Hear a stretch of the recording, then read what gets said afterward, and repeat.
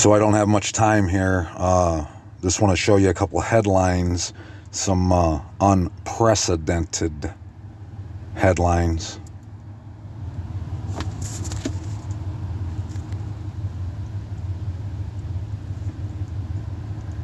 Just a temperature check, you know. What I really came to talk about was that slice and dice, baby.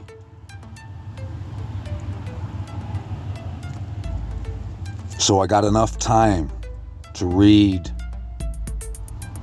the verse of the day with a little bit of context. Let's see what it's got to say. Hebrews 4:16, therefore let us come boldly to the throne of favor in order to receive compassion and find favor for timely help. Timely help. Right on time. Therefore, since a promise remains of entering into his rest, let us fear lest any of you seem to have come short of it. For indeed the good news was brought to us as well as to them, but the word which they heard did not profit them. It did not profit them, not having been mixed with belief in those who heard it. Okay, listen, let's read that again. For indeed the good news was brought to us as well as to them, but the word which they heard did not profit them, because they didn't have the belief mixed in with that word. It was like those weeds, the cares and the lust of this world, they choke it out. You get doubting, you get thinking, oh, that's a conspiracy theory. No, this is, and you always stay down and withered like that, that plant, that seed. You when you first heard the word, the good news, you got excited. You heard something that made sense and it was true and it captivated you, but then you'd look back and the Joneses was right there, and the coaching the little league and your bills and all the stresses and the cares, the necessities in this world. It took that excitement that had a hold of you and your attention, and it choked it right out. For we who have believed do enter into that rest. Enter into that rest. Enter, that means you move your body. You move.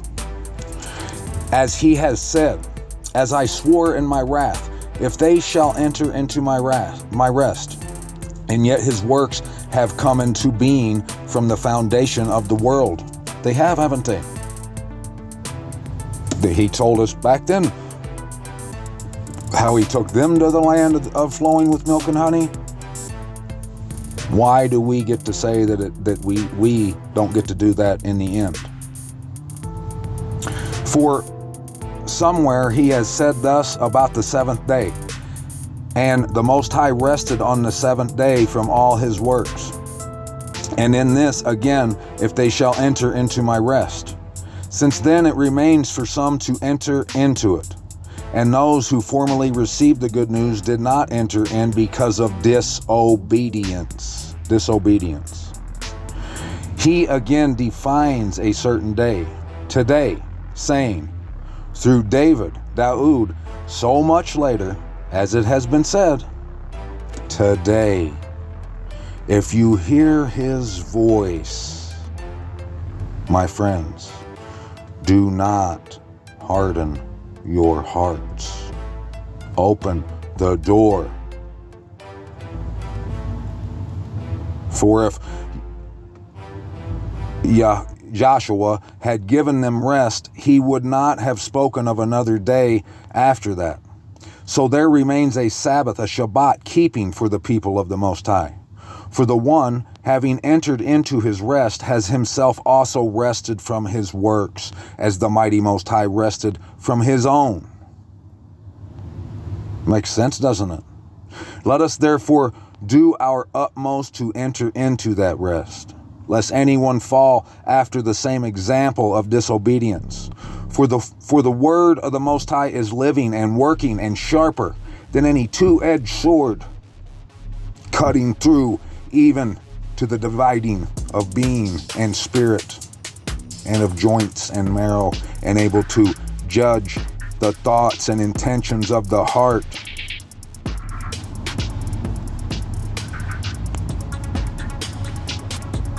And there is no creature hidden from his sight, but all are naked and laid bare before the eyes of him who is our account.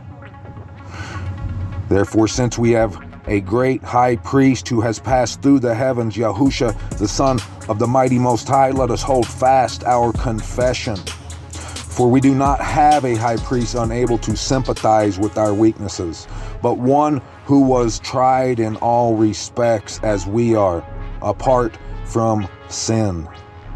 Therefore, let us come boldly to the throne of favor in order to receive compassion and find favor for timely help. Disbelief can never be a part of that equation, my friends. If you hear his voice that's been coming into your ear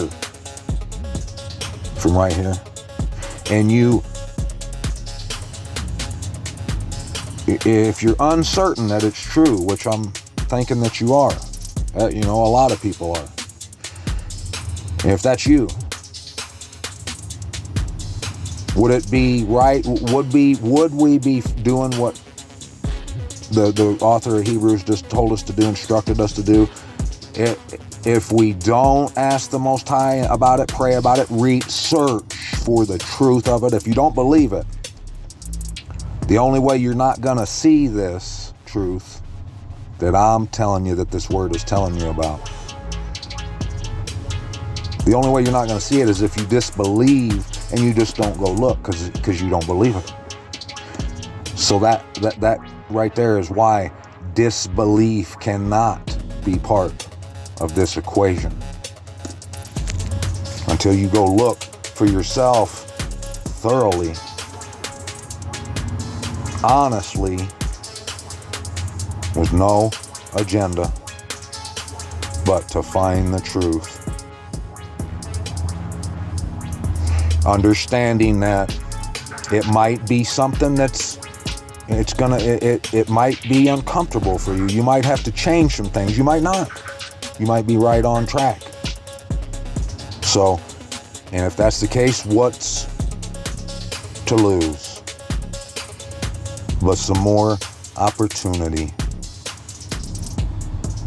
to get on your face, give him all praise, all honor, all glory, and esteem. If you don't like doing that, well, there's your sign right there. You need not worry about anything other than that right there, my friend. But I love you, and I'm still pulling for you. Open the door, my friends. I'm out.